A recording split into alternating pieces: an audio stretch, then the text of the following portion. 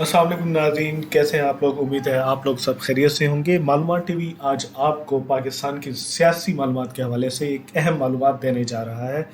वो मालूमात ये है कि हमारे army chief general Qamar Javed Bajwa साहब का आखिरी खिताब। आज उन्होंने अपनी अलविदाई आखिरी तकरीर की है, जिसमें उन्होंने बहुत सी बातों का जो है वो उन्होंने अपनी बहुत सी बातें की हैं, जिनमें सबसे अहम बात सियासी मुदाखलत के हवाले से।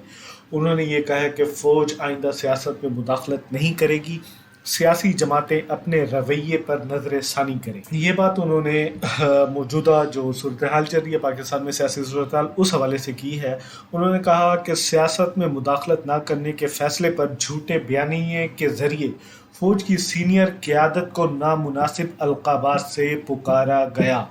नाज़रीन, जैसा कि आप जानते हैं कि हमारी कुछ सियासी जमातें जिन्होंने मुख्तलिफ जैसा कि आपको मालूम है, माजी में मुख्तलिफ सियासी जमातों ने जो है जो नामुनासिब अलक़ाबात से नवाजा, वो तो हम सबको मालूम है। इसका जवाब देने के लिए वसाइल थे, मगर फ़ौज ने हौसले का मुजाहरा किया। यानी उनका ये कहना है कि फ़ौज ने इसमें मुदाखलत नहीं की। सियासी जमातें जो है वो फ़ौज के ख़िलाफ़ जो है वो मुख्तलिफ अलक़ाबात और फ़ौज के ख़िलाफ़ बयानबाजी वगैरह करती रही, लेकिन फ़ौज ने जो है वो हौसले का मुजाहरा किया, मुल्की मफाद की खातिर कोई मनफी बयान देने से इज्तनाब किया। दूसरी अहम बात, सियासत के बाद उन्होंने जो फ़ौज का किरदार है उसके ऊपर भी जो है आपने देखा होगा, माजी में जो है वो काफ़ी बातें की गई। उस हवाले से उन्होंने कहा कि सानिया मशरक़ी पाकिस्तान सियासी नाकामी थी, इसमें फ़ौज का कोई किरदार नहीं। उन्होंने कहा कि सानिया मशरक़ी पाकिस्तान फ़ौजी नहीं बल्कि एक सियासी नाकामी थी। फ़ौज की कुर्बानी का अवाम ने एतराफ़ नहीं किया। उन्होंने पड़ोसी मुल्क की एक मिसाल देते हुए कहा कि भारतीय फ़ौज जो है वो सबसे ज़्यादा इंसानी हुकूक की पामाली करती है, लेकिन उसके अवाम इसे बहुत कम तनकीद का निशाना बनाते हैं। इसके बरक्स दिन रात अवाम की खिदमत में मसरूफ़ पाक फ़ौज पर बहुत ज़्यादा तनकीद की जाती है, इसमें कोई शक नहीं है। चंद एक वजूहात की बिना पर सियासी जमातें जो हैं अपने मफादात की खातिर जब भी इनके ऊपर कोई बुरा वक्त आता है तो ये क्या करते हैं, फ़ौज पे अटैक, फ़ौज के बारे में जो है वो उल्टे सीधे बयान देना शुरू कर देते हैं। उन्होंने कहा कि इसकी सबसे बड़ी वजह जो ये तनकीदबाजी हो रही है, इसकी सबसे बड़ी वजह 70 साल से फ़ौज की सियासत में मुदाखलत है। फ़ौज की सियासत में मुदाखलत गैर आईनी है, एक बहुत बड़ा बयान उन्होंने दिया। फिर उन्होंने कहा कि सियासत में मुदाखलत ना करने के फैसले पर फ़ौज के ख़िलाफ़ नामुनासिब ज़बान इस्तेमाल की गई। यानी कि अगर फ़ौज जो है वो किसी के फेवर में कोई बयान फेवर कर रही है किसी सियासी जमात का, तो वो जमात उसके साथ है। अगर वो थोड़ा सा अगेंस्ट होती है उस जमात के यानी उसकी जमात के अगेंस्ट होती है, तो वो जमात जो है उसके ख़िलाफ़ बयानबाजी शुरू कर देती है। तो उन्होंने कहा कि फ़ौज जब गैर सियासी होती है तो उनके ख़िलाफ़ बयानबाजी शुरू कर दी जाती है। उन्होंने कहा कि हमारा जो सबसे पहला काम है वो अपनी सरहदों का दिफा करना है। फ़ौज ने फरवरी में फ़ैसला कर लिया था कि आइंदा फ़ौज सियासत में मुदाखलत नहीं करेगी। इस पर सख्ती से कारबंद हैं, मगर इस आइनी अमल को खैर मकदम करने की बजाय कई हलकों ने फ़ौज को शदीद तनकीद का निशाना बनाकर बहुत नामुनासिब और गैर शाइस्ता ज़बान इस्तेमाल की। जनरल कमर जावेद बाजवा साहब ने यह भी कहा कि फ़ौज पर तनकीद शहरी और सियासी जमातों का हक है। शहरी भी करें, सियासी जमातें करें, लेकिन अल्फाज का मुनासिब चुनाव इस्तेमाल करना चाहिए। जैली झूठा बयानिया बनाकर मुल्क में हिजान पैदा किया गया। नाज़रीन, ये जैली और झूठा बयानिया ये भी आपको पता है कि वो बयानिया क्या है, सच्चा है या झूठा है। लेकिन एक आर्मी चीफ ये कह रहे हैं कि जैली झूठा बयानिया बनाकर मुल्क में हिजान पैदा किया गया। अब इस झूठे बयानिए से राह फरार इख्तियार की जा रही है। अभी हाल ही में कुछ इंटरव्यूज़ हुए जिसमें उन्होंने गैर मुल्की जो चैनल्स हैं उनको इंटरव्यूज़ दिए। उसमें कुछ आगे पीछे रद्दोबदल, यू टर्न, जैसे आप समझ सकते हैं, कुछ बयान ऐसे दिए हैं जिससे जो है वो राह फरार, वाकई ये आर्मी चीफ के इस बयान से वाज़ेह हो रहा है कि राह फरार इख्तियार की जा रही है। आला फ़ौजी क़यादत को गैर मुनासिब अलक़ाबात से पुकारा गया। फ़ौजी क़यादत कुछ भी कर सकते हैं, लेकिन मुल्क की मफाद के ख़िलाफ़ कोई काम नहीं कर सकती।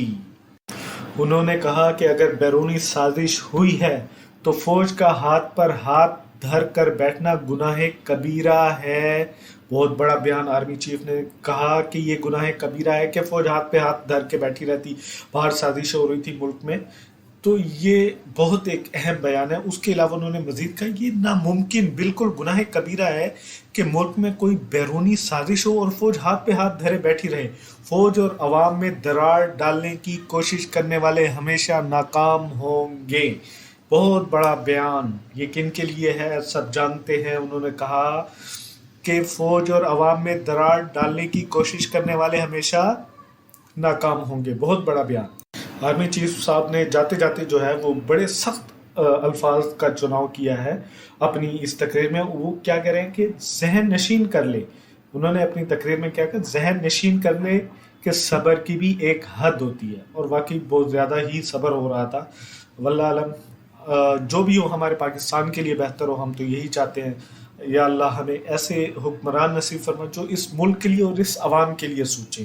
ایسے حکمران، ایسے جو ہمارے ادارے، ایسے کام کرنے والے، ایسے لوگ آئیں جو اس ملک کے لیے اور اس عوام کے لیے کام کریں۔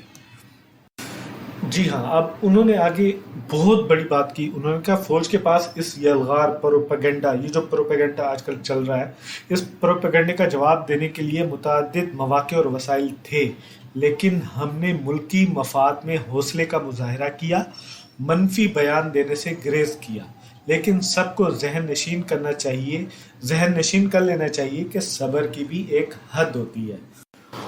اور پھر انہوں نے ایک اور سب سے اہم بات کی، وہ ہے ہماری معاشی مشکلات۔ جو ہمارے ملک میں مہنگائی ہو رہی ہے، روز بروز مہنگائی میں اضافہ ہو رہا ہے، اس حوالے سے اس وقت معاشی مشکلات، معاشی صورتحال ہمارے ملک کی کیا ہے، اس پر جنرل قمر جاوید باجوہ صاحب نے کہا ہے کہ پاکستان معاشی مشکلات کا شکار ہے۔ کوئی بھی ایک سیاسی جماعت اس معاشی بحران سے نہیں نکال سکتی، بلکہ سیاسی استحکام ضروری ہے۔